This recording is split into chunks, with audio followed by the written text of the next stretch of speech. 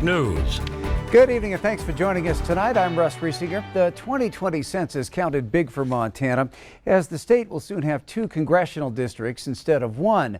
That means someone now has to draw the lines for the new district, and that is now the task of a 5-member commission. The commission will meet next week to start outlining the rules it will follow and decide those boundaries. But as MTN's Mike Dennison reports, things are bound to get political. The Districting and Apportionment Commission has 2 Democratic and 2 Republican members, and as you might guess, with very different takes on how things should go. Here's Democratic Commissioner Joe Lamson talking about his vision for one of the 2 new districts. Hopefully we can create a district that is a competitive district where a good candidate of either party can go out and make their case and see if the voters support them. And Republican Commissioner Jeff Essman. Whether the district is lean R or not, frankly, is less of my concern than that the process is proper. I don't think achieving a certain outcome should be the way the process works. Next week, the commission decides ground rules for devising the districts, which must split the state in half by population. The panel won't propose actual maps until the fall, after it gets more detailed population data. But that hasn't stopped people with mapping software from drafting proposals that favor one party or the other. For example, here's one that puts booming Bozeman into the Eastern District, which Democrats don't like. Every Republican plan that I've seen puts Gallatin County in the east, and that's a old gerrymandering tactic called cracking, where they put a strong Democratic area into an overwhelming Republican area just to drown out their votes. Or this one, which puts the Republican strongholds of Kalispell and Libby in the Eastern District and lumps together Democratic strongholds like Missoula, Butte, Helena, and Bozeman. That is an obvious partisan gerrymander that's been floating around social media for the last 2 years. There's no history for that, no reason for that other than achieving a political outcome. In the middle of this debate is the commission's nonpartisan chair, Maylin Smith, a former tribal judge, law professor, and currently civil prosecutor for the Confederated Salish and Kootenai tribes on the Flathead Reservation. The state Republican Party already has blasted her as a closet Democrat, criticism she says she's tried to ignore. Smith says she'll cast a tie-breaking vote when needed, but would rather forge a consensus on the commission whenever possible. I am very capable of putting any of my personal views, political views aside, and determining what is fair in accordance with what the Constitution says we're supposed to do. That's my role. Some part of fast-growing western Montana will have to be in the district that includes eastern Montana to make things even, population-wise. Montana State University political scientist David Parker says it would be nice to create at least one competitive district between the parties, but in reality, he says Democrats are going to be disadvantaged for the 2022 election no matter what. Because of the delay in the process is going to take so long to figure out exactly where those lines are going to be drawn,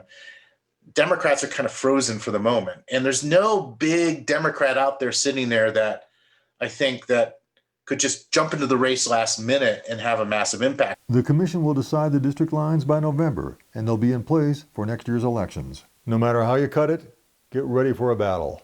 After all, it will determine a big part of Montana's political landscape for the next 10 years. Reporting from Helena, Mike Dennison, MTN News. Incumbent Republican Congressman Matt Rosedale would run for re-election in one of the new districts, but the other one will be an open seat. Well, nearly a month after a crime spree that began with a murder, a chase, and finally a standoff on Billings West End that ended with one suspect killing himself, new details are coming to light. 31-year-old Christy Chavez will be arraigned tomorrow on charges of deliberate homicide by accountability. She's accused of assisting in the murder of Dennis Gresham of Sheridan, whose body was found in his van that Chavez and the deceased suspect, Michael McClure, crashed while trying to elude authorities. Chavez was then captured, but McClure took off into a nearby neighborhood on foot. Court documents released today show that Chavez told detectives in an interview that she had just met McClure hours before the murder of Gresham and that they had been doing drugs together. Video surveillance showed the two being dropped off at the Yellowstone River RV Resort and Campground early on the morning of April 23rd, then approaching Gresham's van, who died of gunshot wounds and blunt force trauma. Israel and Hamas have agreed to a ceasefire more than a week after deadly violence erupted.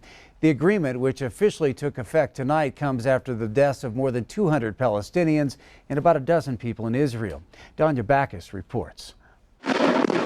After more than 10 days of fighting, President Biden welcomed the ceasefire agreement between Israel and its arch-enemy Hamas. Prime Minister Netanyahu informed me that Israel has agreed to a mutual unconditional ceasefire.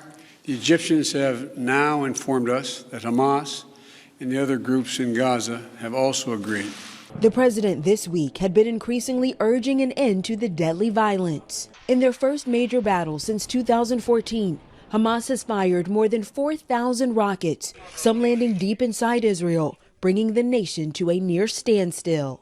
Israeli forces pounded Gaza City with airstrikes for more than a week, toppling buildings Israel said Hamas used for military purposes. Almost all services have been cut off, and there were deliberate attacks and systematic attacks. President Biden said the U.S. plans to help bring humanitarian aid to Gaza, and he reaffirmed U.S. support for the state of Israel. The United States fully supports Israel's right to defend itself against indiscriminate rocket attacks from Hamas and other Gaza-based terrorist groups that have taken the lives of innocent civilians in Israel.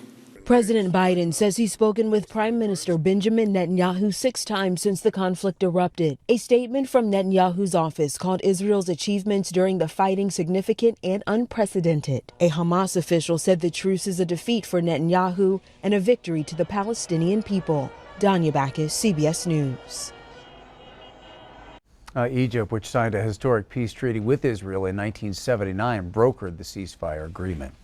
All right, turning to Chief Meteorologist Ed McIntosh. Ed, we kind of had it all across the state of Montana today. Rain, thunderstorms, snow, and still some bumpy weather to be had. Huh? That's for sure. And we're going to add something else on top of all that.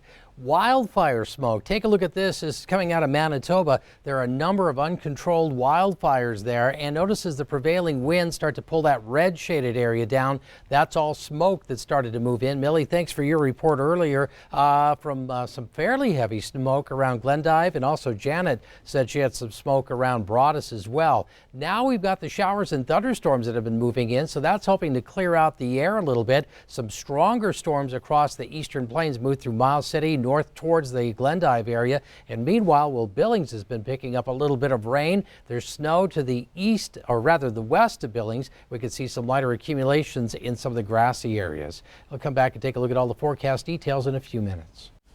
Well, Eagle Mount, a nonprofit here in Billings, hosted a community event tonight to unveil new equipment that will aid in giving people with disabilities therapeutic recreation. And 2 participants of Eagle Mount's programs were in for a real treat. Q2 Shaquille Kozark has this Positively Montana story. Eagle Mount of Billings, an organization that provides therapeutic adaptive recreational equipment to people with disabilities, held an event today where they unveiled a new line of their adaptive equipment and actually gave 2 new bikes to 2 completely unsuspecting children. We're super excited to give Arabelle a new bike. 11-year-old Arabelle Lightasaw was the first to be surprised with her brand new adaptive bike. She has been a part of Eagle Mount since she was 3 years old. I'm super excited because my new bike is easier to use, and staff, I mean, they're amazing. I want to thank them so much because they are really amazing. Being with Eagle Mount makes me feel like I can do anything and achieve anything. I can do what I want to do as a person, even though I have a disability.